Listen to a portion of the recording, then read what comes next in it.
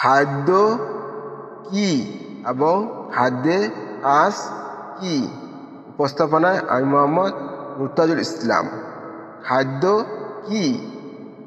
খাদ্য বলতে সেসব জৈব ও অজৈব উপাদানকে বোঝায় যেগুলো জীবদেহ গঠন, ক্ষয়পূরণ এবং শক্তি উৎপাদনে ব্যবহৃত হয়।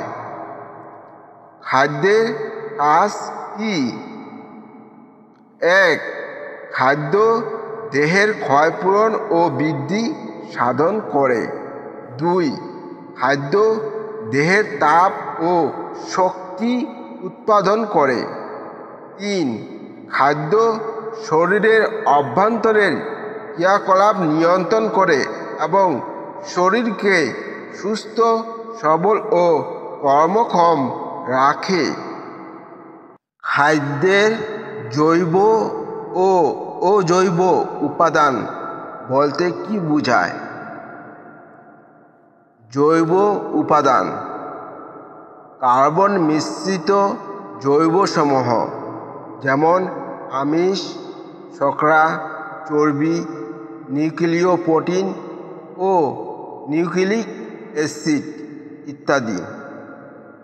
অজৈব উপাদান: সব অজৈব লবণসমূহ এবং phosphorus, iodine, copper, magnesium, potassium, sodium ইত্যাদি।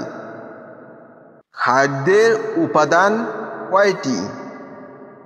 খাদ্যের উপাদান মোট 6টি, যথা 1. আমিষ, 2. শর্করা, 3. স্নেহজাতীয় পদার্থ, 4. খনিজ পদার্থ, 5. খাদ্যপ্রাণ বা ভিটামিন এবং 6. পানি। পুষ্টি কি? পুষ্টি জীবের একটি সার্বিক শারীরবৃত্তীয় প্রক্রিয়া যার মাধ্যমে জীব খাদ্যবস্তু গ্রহণ, পরিপাক, খাদ্যসার পরিশোষণ, কোষের আত্তীকরণ, দেহের ক্ষয়পূরণ, বৃদ্ধি সাধন ও শক্তি উৎপাদিত হয় এবং অপাচ্য খাদ্যাংশের নিষ্কাশন ঘটে।